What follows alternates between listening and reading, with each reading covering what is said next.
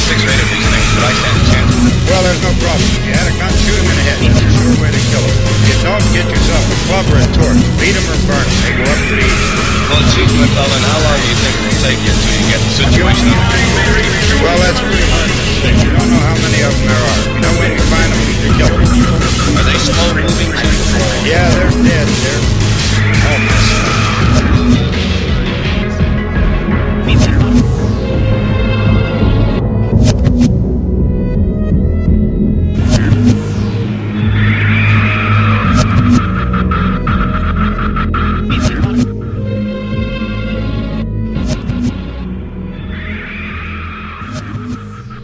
Zombie Popcorn presents the MarCon 2011 Survive Norfolk panel. All right. Hello, everyone. My name is Whitney, and I was the organizer of the Survive Norfolk zombie tag game in Norfolk this past October. And with me here today, Jason Bayless from Zombie Popcorn podcast, and we're recording with this equipment today, like live broadcast or something, right? What's that? Live broadcast? Not live tonight, no. Oh. But it'll be on a future show. It will be on next Saturday. There you go. And then here's the illustrious Hannah Serrano, publisher of AltDaily.com. So thank you guys for coming. So just to get it started off, who here heard about Survive Norfolk prior to coming tonight? Hey, it's our man Alfredo Torres. Alfredo Torres was our hype man for the night. He led the crowd going and kept them pumped up. It was great. Sorry, I'm sorry.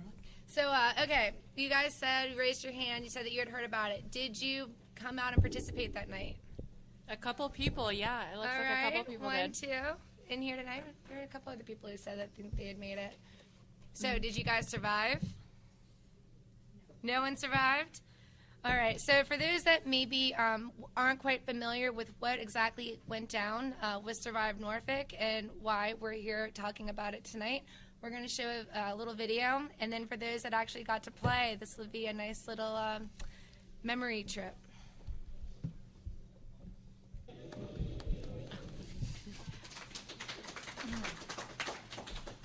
So as you can see, there was a lot going on that night. A lot of interesting things.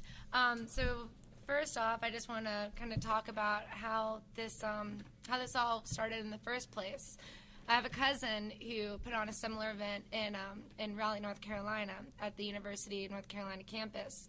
And this just sounded really cool. They had 600 some kids come out to play on like a Friday night, and I heard about it in D.C., and I never heard about any place like Norfolk and nothing around Norfolk. And you know, if those other cities can do really fun, cool events, like why can't Norfolk do something that's just as awesome? So I got a friend of mine involved who does GPS and map making, and he came up with this incredibly awesome and detailed map. And we put all this together. We put it out on Facebook, and about a week and a half afterwards, I got a phone call from the city in Norfolk because someone at the city discovered that 5,000 people on Facebook had said they were coming out to Ghent that night, and she got a little worried. So, I was actually dropping my mother off at the airport when I got that phone call, and she was leaving to go out of town for several weeks, and she has a great history in event planning, and I was freaking out. It's like, I can't believe you're leaving. I don't know what I'm doing. Like, oh my God, what happened? Like, how did this explode on Facebook? And I ended up meeting with the city, and they told me that I had to hire police. I had to get permits. I had to close roads. I basically had to pull off 6 months worth of work in the span of 5 days, because canceling the event was never an option to me. It's like, if people are excited about it and talking about it, why ruin the fun? You know, it's going to happen. I was going to do anything that I could to make that happen. And then I was contacted by Hannah and Jesse Scasia at AltDaily, and they got involved, and I'll let Hannah talk about that. Well, by the time that we got involved, it was already at that point where the way I saw it, it was like, this thing is going to happen whether the city kind of lets it or not. So we need to just make sure it's legit so that we can continue to do this and all these people can have the fun that they were looking forward to. And what attracted me to it, because at AltDaily our mission is to create and celebrate local culture in our region. And when we first just sat down and looked at the concept that Whitney was talking about doing, and we saw the enthusiasm from the people on Facebook leaving comments like, oh my gosh, this is going to be so amazing, I'm going to invite everybody I know to this. It just represented something that we saw could really bring the area together, and it's like across generations, and it just is good, wholesome fun, and it was such a great idea, so simple. As you can see, it's, you know, and it's pertinent for something like MarCon, because I feel like people here can get the idea of suspending disbelief and just getting into a game together and having good, clean fun. So for us, it was a no-brainer to get involved. We just felt like this cannot not happen at this point. So we gave everything that we could to Whitney and gave her as much support as we possibly could, and helped make fundraisers happen so that we can fund all the permitting and everything that was required. And we just wanted to play the game, to be honest. We're just obsessed with zombies, so that was our role in it.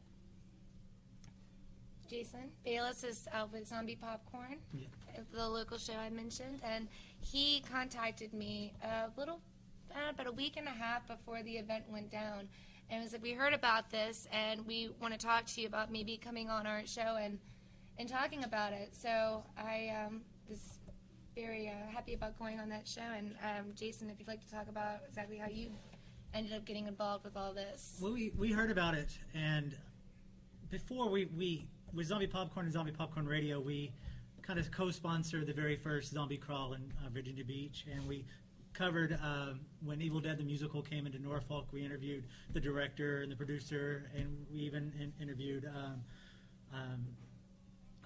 mind blank, but anyway, we interviewed somebody. And so we covered all that.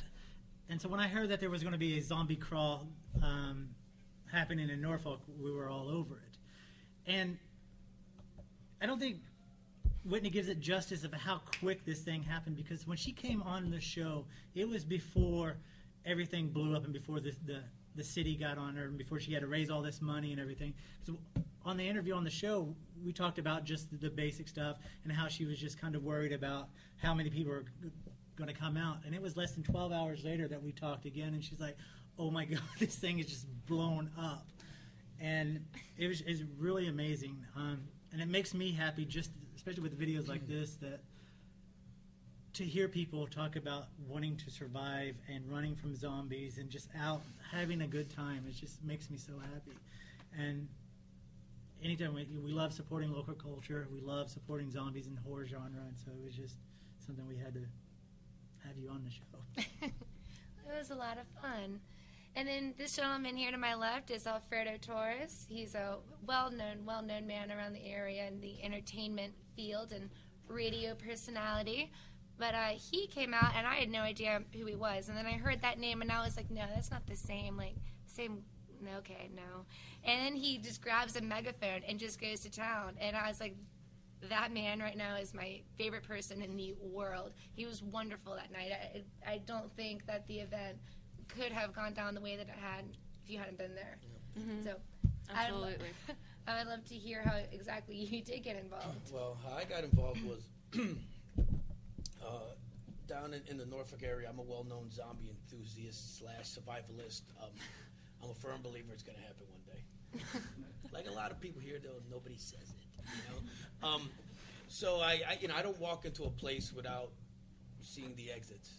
Like I didn't hear you. Okay, where it goes. So when I had first heard about this, a couple friends of mine had turned me on to the event.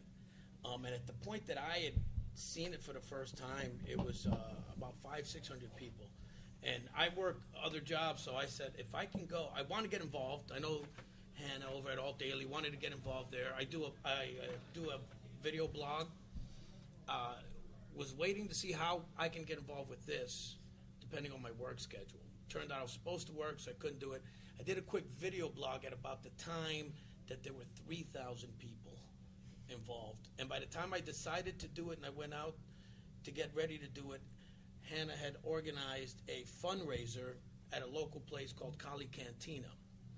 By the time she organized it, they'd already had one fundraiser. Another 2,000 or 3,000 people had decided they wanted to hop on. I did my video blog for Portfolio Weekly. The day before the event, 7 or 8, I think it was 7 to 10,000 people were estimated to show up at this. Turns out I didn't have to work. I immediately sat down there to meet up with Jesse from AltDaily, find out what I could do. Having done not this type of an event, but large-scale events where the more you hype up the crowd, the more the crowd gets into it, the more outsiders are drawn into it because they see the excitement, they see the energy that's happening. I just said, give me a microphone, and I do what I do, which is speak. And what I did was, as you saw in some of those pictures, I came out dressed, looking like Fidel Castro, smoking, but with a bullhorn and making it feel as real as possible. As I was making the announcements we had to make sure you register, go in a line. It's, throwing in a 1 or 2 strategies. Hey, don't trust your friends because they'll turn on you. This starts out as a group effort, but there's only one of you who's going to win. And just throwing that stuff and getting people to cheer and yell and scream. About a half hour before the event, we had a group of people who wanted to be zombies. And, and we would turn them against each other, yelling out, zombie, zombie, and human, and brains. And getting those, but just getting people into the moment. Just like I'm starting to get hyped just thinking about it, But you get people into the moment, and again, that energy builds up, and then the people around start to see it, and they get drawn in. And it was one of the most vivid memories I will ever have of anything was right after we released the zombies. 15. Right? 15. Now, I want you to imagine this. It's it's nighttime, so it's dark. Police sirens are going around. The lights, there are cops, there's people all over the place. People are running. Then all of a sudden, there's a group of zombies, a group of people together who have just spread out. Picture that group taking 5 or 6 steps in various directions, and then the next thing you hear is a helicopter. And as you look up in the sky, and talk about suspended disbelief, I looked up, and I see a searchlight coming down around the edge of the building from where we were.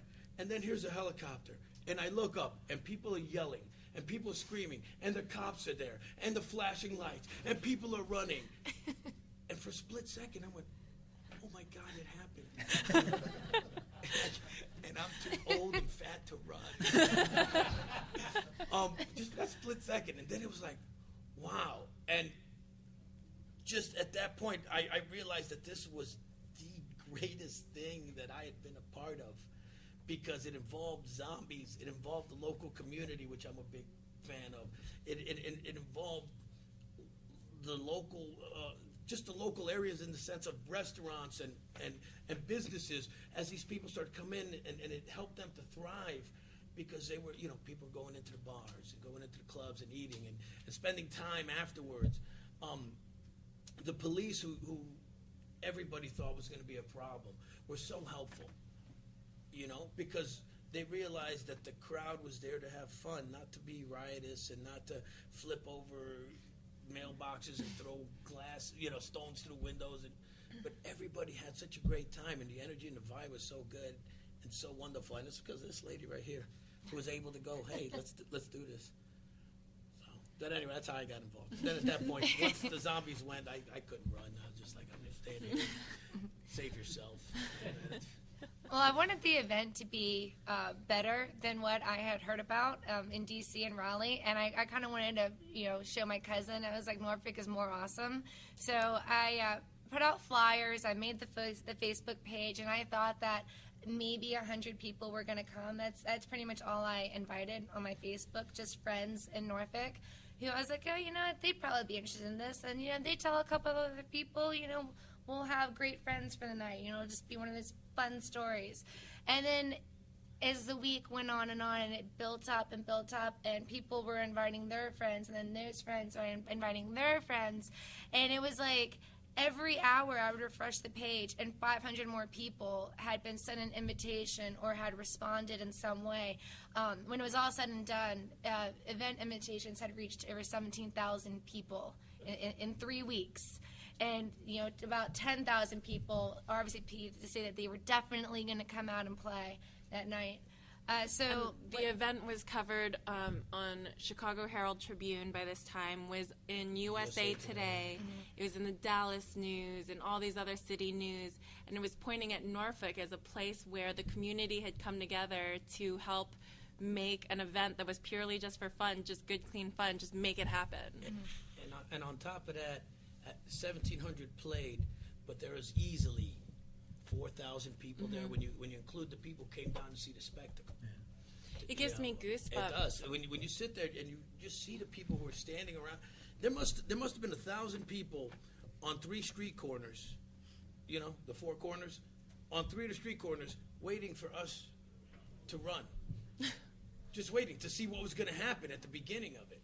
I mean, when you start to visualize that kind of, like she said, it was going to be 100 people. I was thinking I was just going to show up to watch the 100 people or 200 people because I wasn't going to be able to run. And if I had ended up working, I was going to get there late. And again, at that point, you're closing down neighborhoods, and the amount of people who I knew who went to bars on the area and sat outside in the patio, just drinking and watching the people run.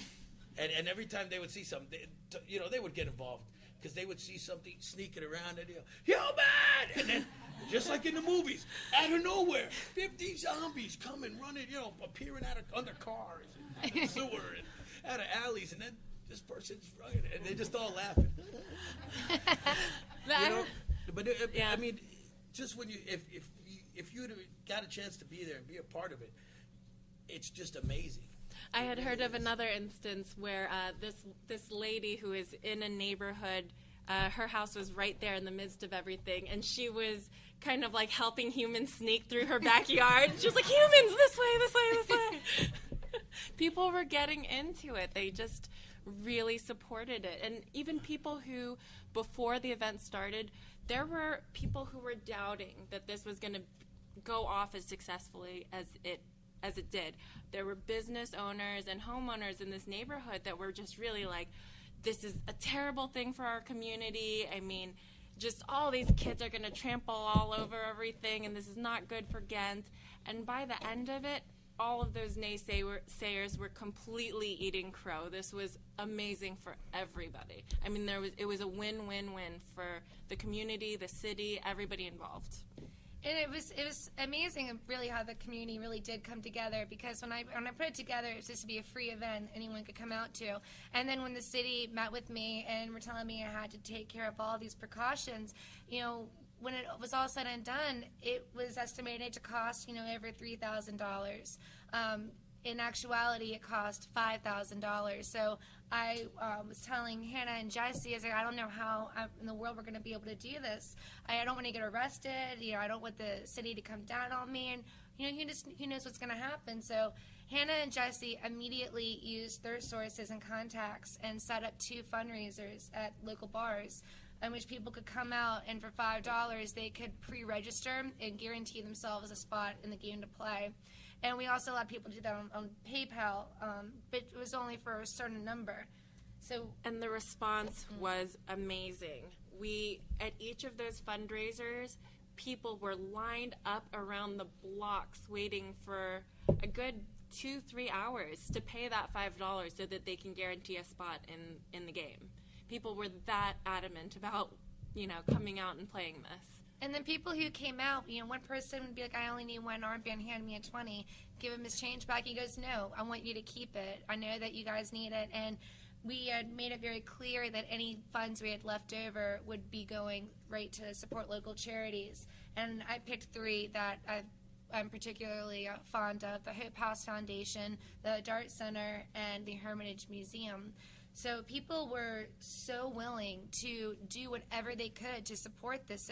And that's the moment when it became a true community event. It wasn't me, it wasn't Hannah, it wasn't anyone else who was really putting it together, because if the community hadn't stepped up it would never have happened. It was their event. Like they are the ones that made it what it was. It became so much bigger than any of us.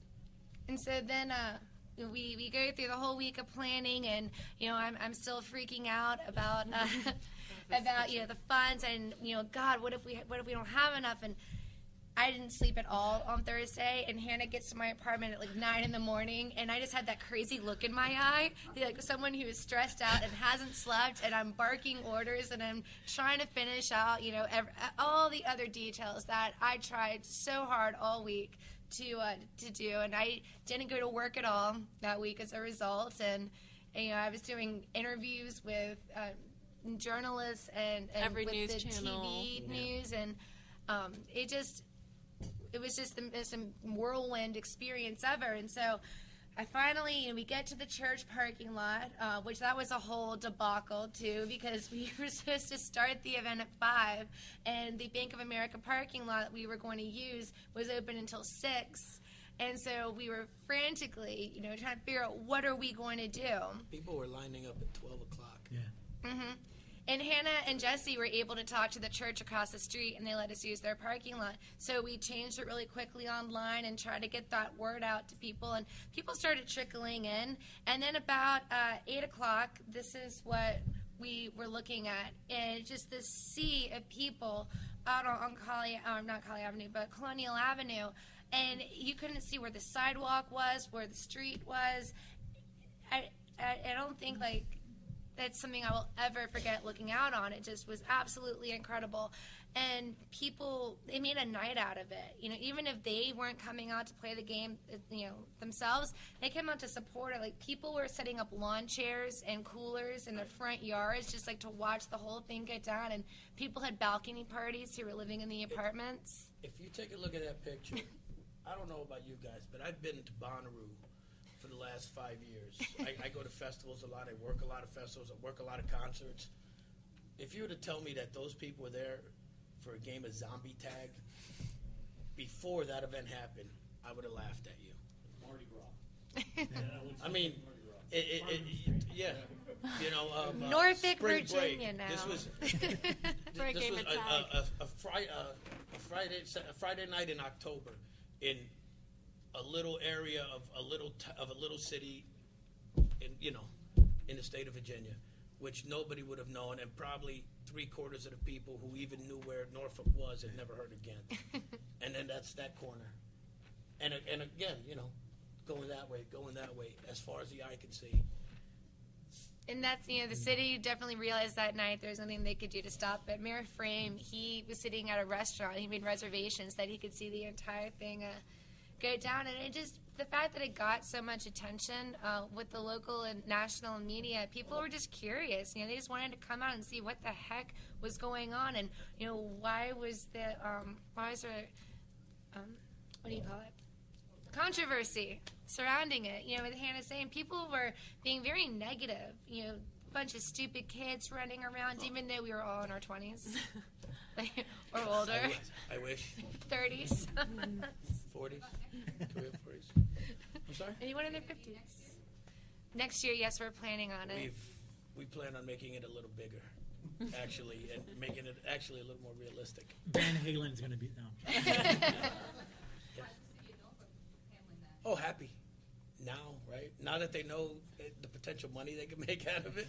It was the most nerve-wracking experience because you didn't know how it was going to act, and people, for the most part, on Facebook were very clear on the rules and we're going to be respectful. I mean, there were some people that are like, oh, I'm going to bring in fake weapons and I'm going to tackle people and treat it like a football game. Right. And it was like, oh, please don't do that. And then everybody stepped up and they're like, you know what, don't be that jerk. Don't come if you're not going to be able to handle it. And Fredo's out there the whole time with this bullhorn. That was one of the things that I repeated was that about every half hour repeated, hey, the city, thank the city, thank the police officers, thank everybody who's out here because none of them wanted this to happen. And they all said, okay, we're going to give you enough rope to hang yourself. That's essentially what they did.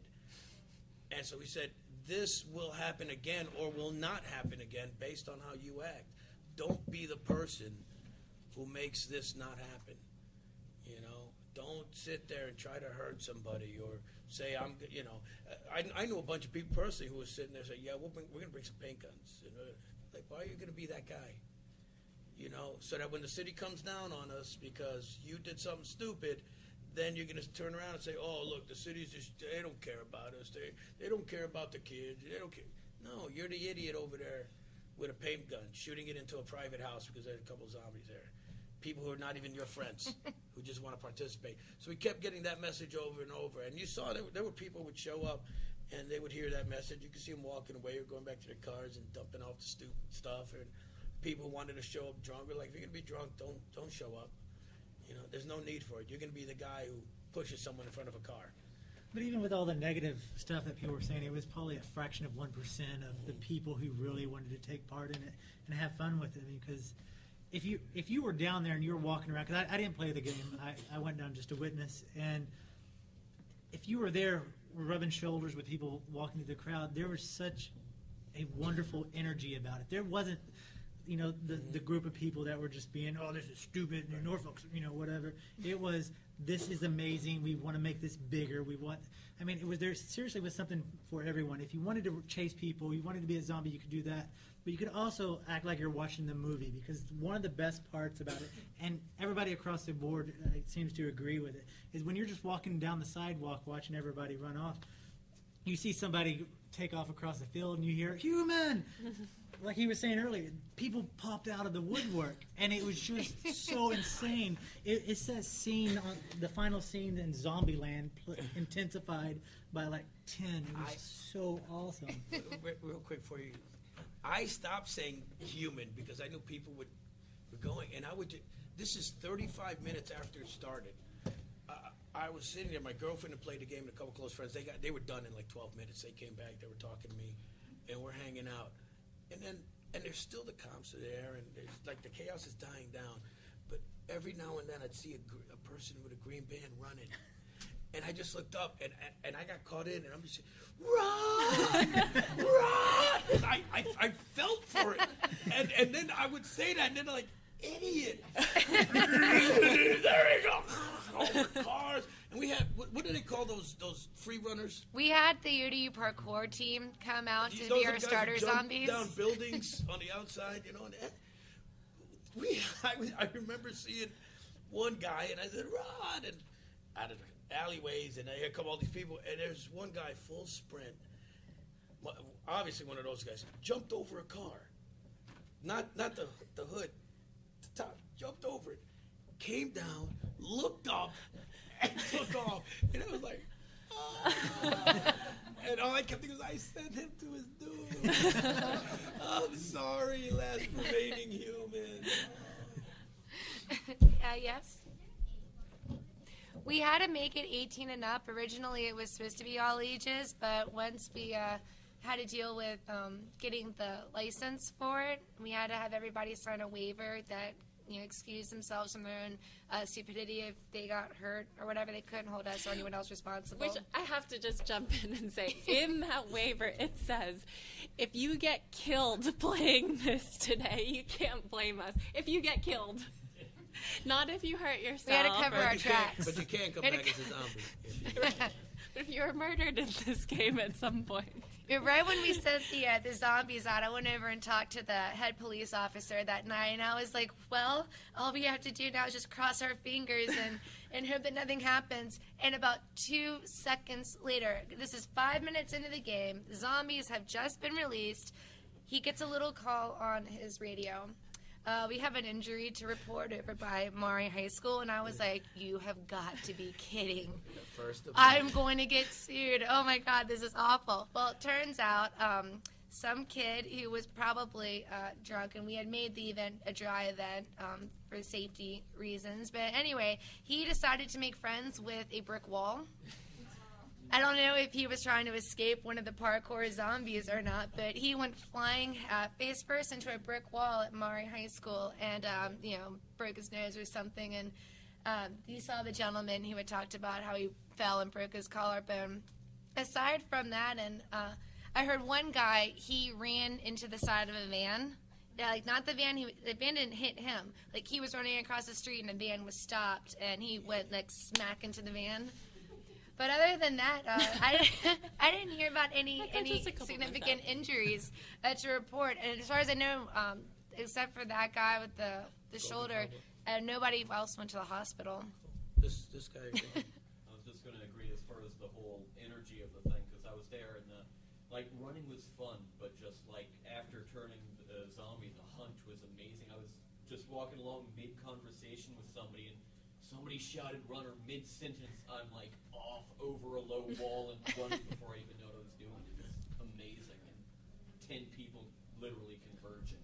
Yeah. So how did you get taken down? Just guy coming up behind me, and then out of nowhere, crossed the T, got me. So. Yes, ma'am. You talked a little bit about how you had fundraisers and people pre-registered. Did you have any registration the day of the event, or were all the spots already taken?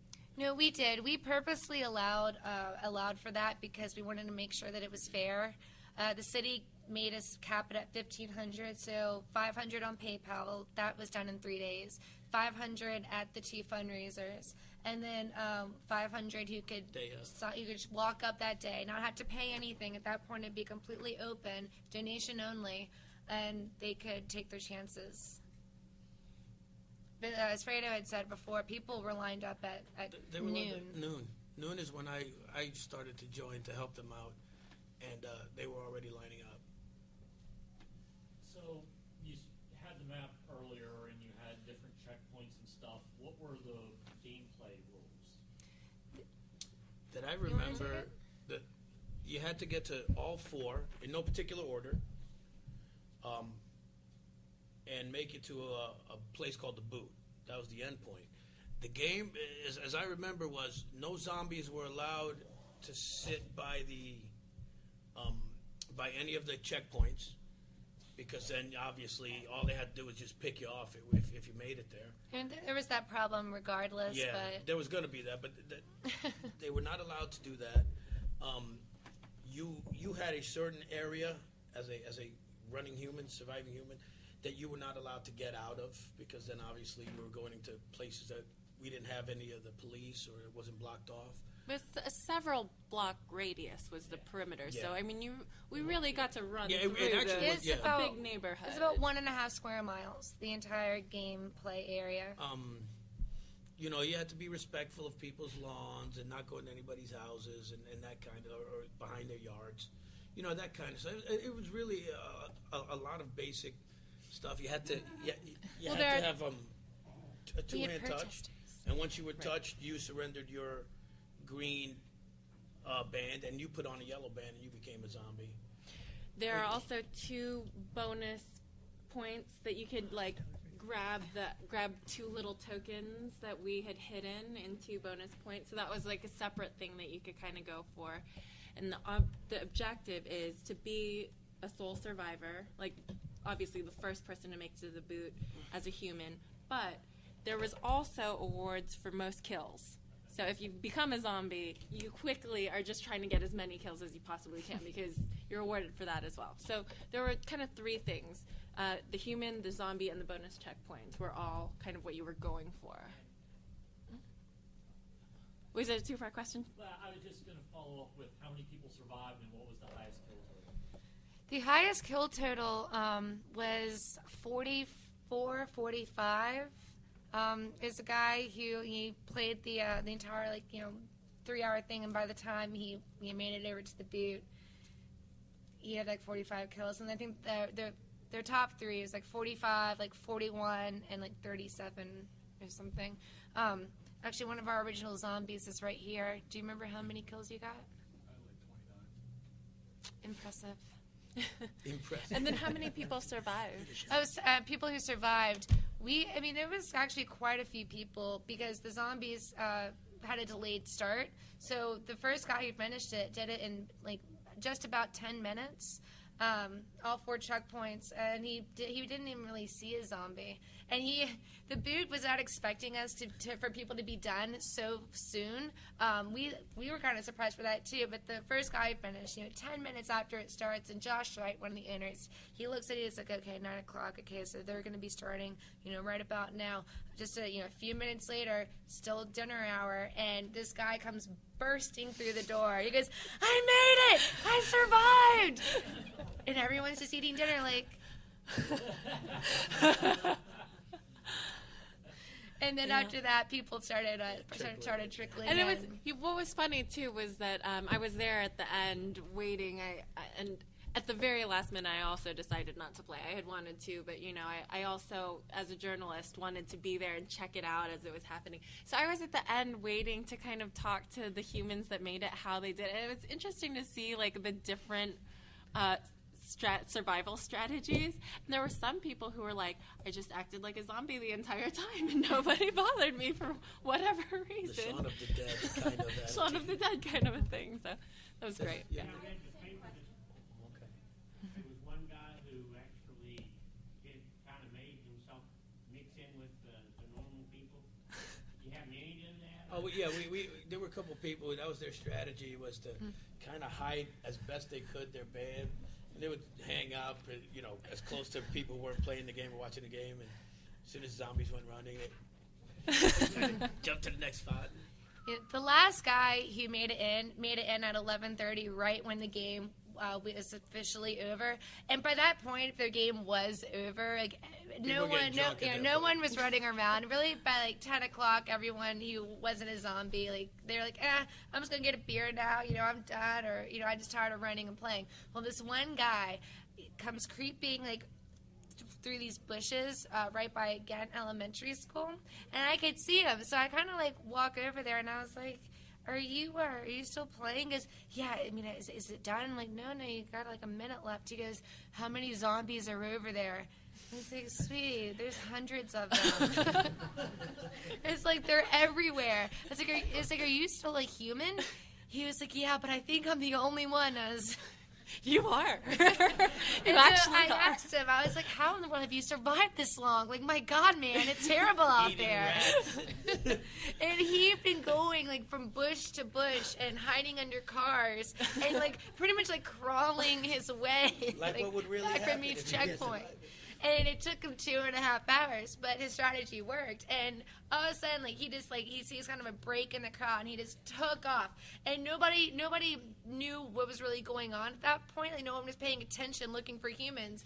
And then right as he was getting onto the end point, someone screamed, "Human!" And then everybody like looks up, and you think that they're gonna converge on this one boy.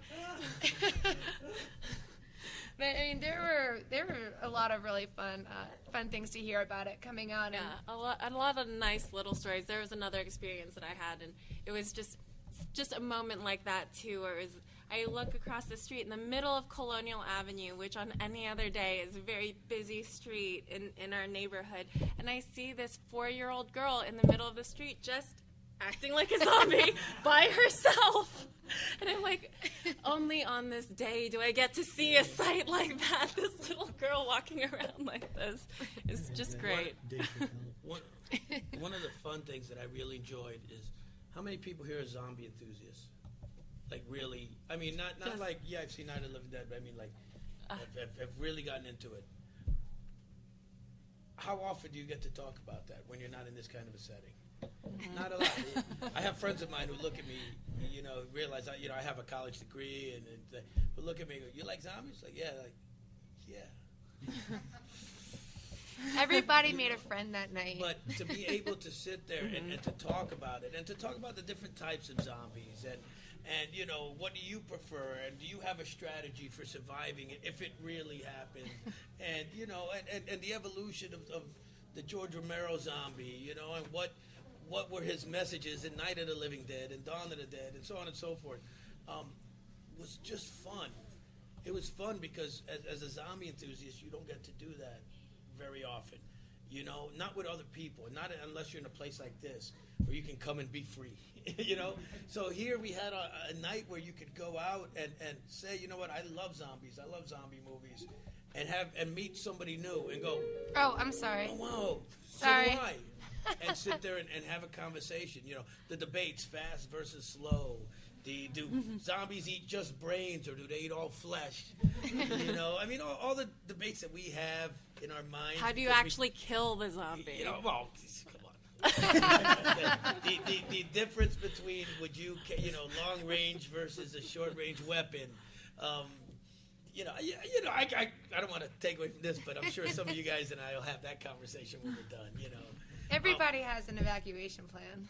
But the thing is, as a zombie person, as a zombie enthusiast, you don't get to share that unless it's with other zombie enthusiasts, and it's not something that you go out and, I don't wear a sign saying I'm a zombie enthusiast, and you don't wear one. You know, you look for the guy who's got a Night of the Living Dead shirt, and you kind of test him out. Nice shirt. You like that movie? Yeah, I like it too.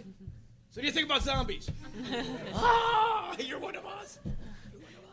What was great was this is beyond that community. I mean, there were so many people that got into this that don't care about zombies at all, which was really cool. And, when we were at Collie Cantina at Tap House doing these fundraisers and these people are coming out to secure their spot in the game, it was every kind of person that you can think of. Families, older couples, just very diverse mix of people. And it was cool that they would come up and say, how should I dress to this? And I'm like, I think a black sweatsuit would probably work. We had a guy who came out, he looked like he was part of a SWAT force. He had, obviously he didn't have the guns, but he had the vest with all the pockets and had the boots and pads. And I'm just looking at him going, that guy's not going to last long. And sure enough, he was done like in 10 minutes or something. Well, I think we have to wrap up because there's another presentation here. But if anybody has a last-minute question that we could answer, now would definitely be your time. Yeah, sure, okay. Now, you're saying that there was an age limit on it this year due to restrictions by the city. Now it's a bit more organized and the city's actually working with people. Would there be a possibility of a younger game, like maybe during the daylight hours? Actually, we have talked about that. We're looking to make. We don't want Survive Norfolk to be a festival with beer vendors and food and corporate sponsorship. Exactly. We want to keep it organic and underground and local. So even though we will be working with the city, we're not going to sell out, with it per se. But we are trying to look for ways to use that weekend of Survive Norfolk to bring the community together through different activities. And we've definitely talked about doing some things during the day similar to that, so that the kids actually do get a chance to play. But probably as part of of the actual Survive Norfolk zombie tag game, I would think it wouldn't be, because also you don't, no offense to anybody here, but you don't want to get teenagers involved. 16, 17-year-olds who are a little more rambunctious, a little more aggressive. I mean, at our age, our collective age, 20 to 40 plus. So, you want to have fun with it. I like I said, I wanted to play, wasn't sure if I could, but I knew if I did, I wasn't going to last 2 minutes. I got 2 bad knees. I'm fat, I'm overweight, I haven't run in 3 years. I wasn't going to run now. But I wanted to be a part of it. And, and knowing that. We had one guy, Mark, I always forget his last name. This guy's about 57, 58 years old. And I remember walking around, getting everybody chanted up and looking at him. And he was there. And I said, Mark, you going to do this? He said, yeah, I don't care. I know I'm not going to make it, but that's fine. And spoke to him later on. He had made it to 3 checkpoints. And I'm like, you go for us old guys. But I do want to say there were whole high schools that wanted to come. I heard about entire high schools that were all signed up to go. So we don't want to, we want to expand it so that it can be inclusive for everyone. But, because it was so successful, like you said, and we've gotten organized, and now we're thinking about it so much ahead of time. I'm positive we're going to find creative ways that it can be inclusive of everyone, but keep the original thing as organic and this kind of feeling. Because what it came down to was a great vibe. Yeah. Well, thanks everybody for Thank coming you. out. And